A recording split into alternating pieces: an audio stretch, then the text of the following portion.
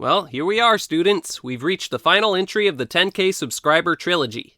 2 days ago, we looked at Taro from Ultraman Tiga, and yesterday we covered Goat Monster from Space Sheriff Gavan. And now, to wrap it all up, we'll be looking at Kingsaurus III, a mighty dinosaur kaiju from Return of Ultraman.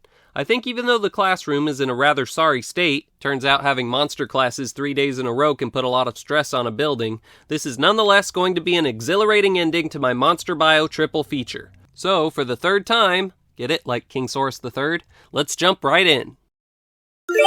So I was actually able to dig up a good amount of behind-the-scenes info this time around. Very interestingly, Kingsaurus III was originally created for a different episode that never ended up being produced, called Legend of the Cursed Monster, about a monster named Kingsaurus, the third to bear that name, who was raised by the people of Atlantis long ago. Wait, Kingsaurus was created by the Atlanteans? Wow, that must make him related to Gamera then, because the turtle kaiju was too.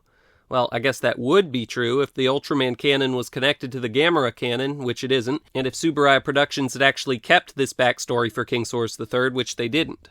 But it's still fun to think about.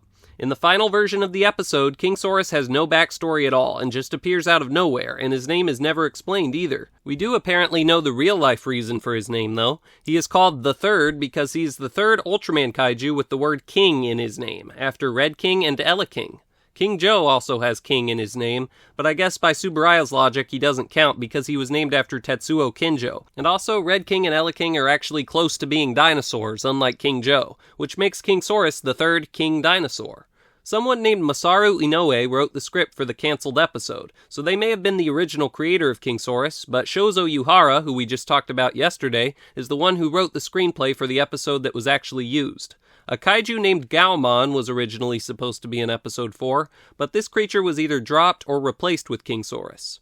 Now that Kingsaurus III existed in writing, someone needed to design him, and Senkatsu Ikea was up to the task. The concept art of Kingsaurus looks quite a bit different from the suit based on it to me, particularly the creature's head. The whole head is smaller, the horns are shorter, his eyes are squinted instead of wide open, and he has no teeth!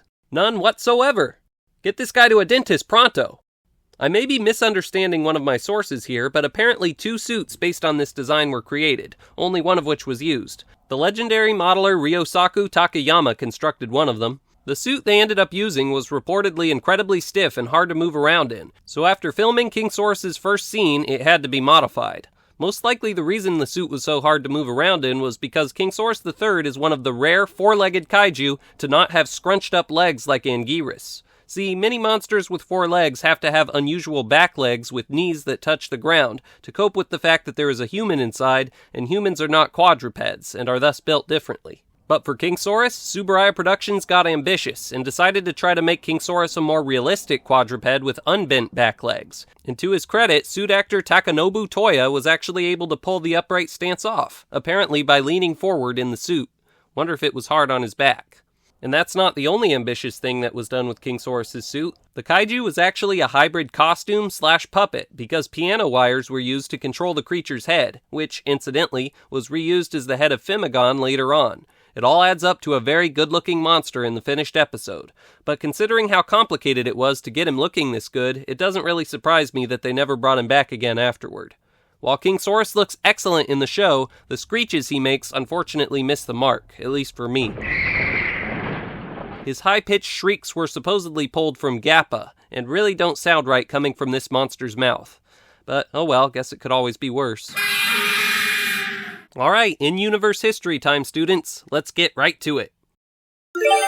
As I mentioned before, Kingsaurus III just appeared. No explanation was ever given where it came from or why it was attacking then. Instead, viewers were plunged right into the action, which certainly isn't always a bad thing. Matt headed out to try and defeat the kaiju before it could reach a nearby power plant and knock Tokyo's power out. In response to their attack, the King of the Sauruses fired an energy ray from his mouth, which downed Go's ship, causing the Matt member to transform into Ultraman Jack, about 3 minutes into the episode.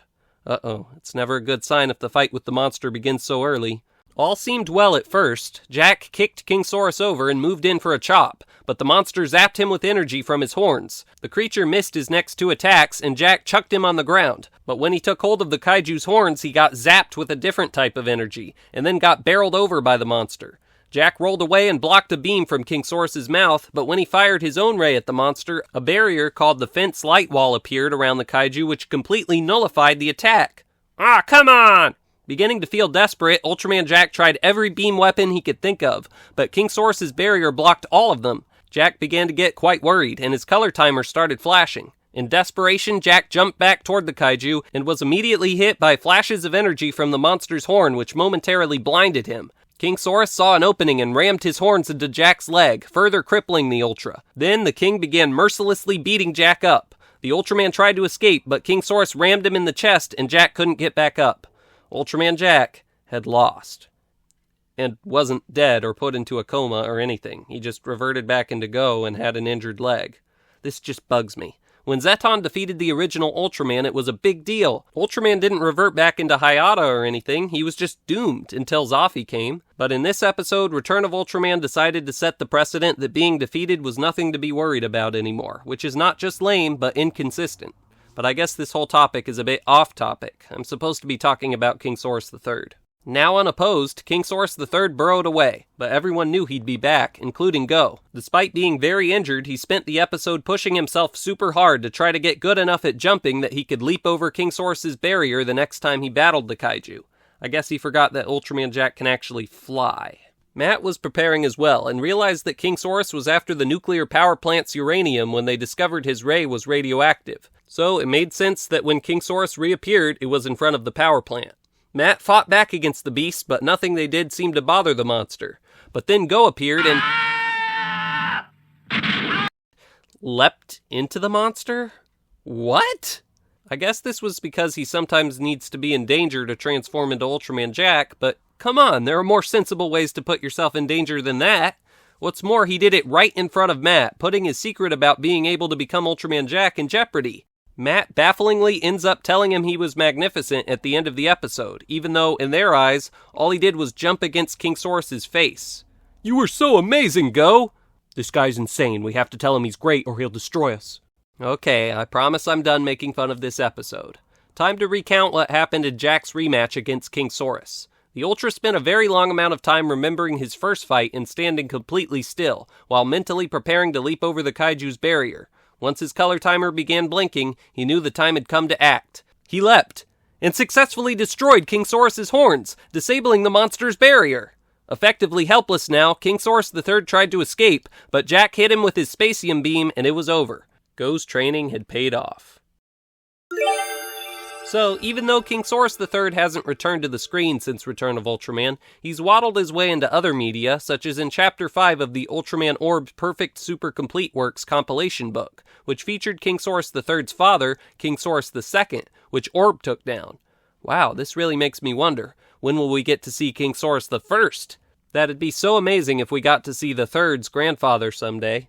Kingsaurus has also burrowed his way into several mangas and at least one stage show, and also appeared in the video game series Kaiju Busters, alongside an alternate version of himself called Kingsaurus III Ground Type.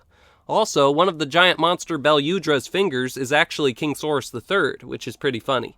Stock footage of Jack's battle with Kingsaurus was also shown in Ultraman Taro, and one source says that Kingsaurus even cameoed in a Rebirth of Mothra picture book. So I guess even if he's not part of the Gamera canon, maybe he exists in the Toho universe. If you know any minor appearances I missed, please leave a comment. Okay, it's toy time in this galaxy. This 1989 mold Kingsaurus III is the one version of the monster I have in my collection, and really, I don't need another. It's everything a Kingsaurus fan could want. But if for some reason you want something else, there are options, including apparently a super rare X Plus figure. And with that, we have reached the end of this 10K sub Monster Bio trilogy, and somehow the classroom still stands.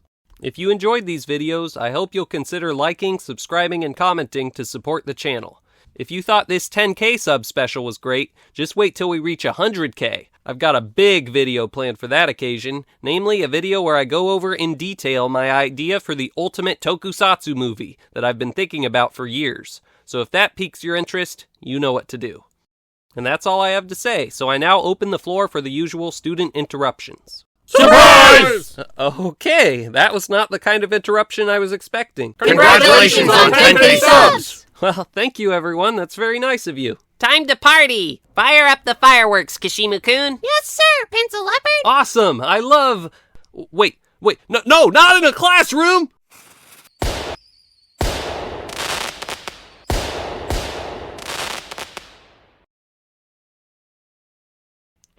Kids, I don't know if that was wise. No pun intended. Oh no, the explosion launched the professor!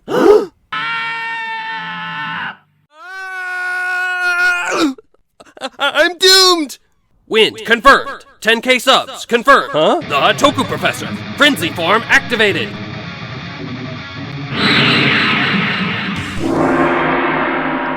Wow, they never told me it could do that. Oh, hello. Sorry about your nose.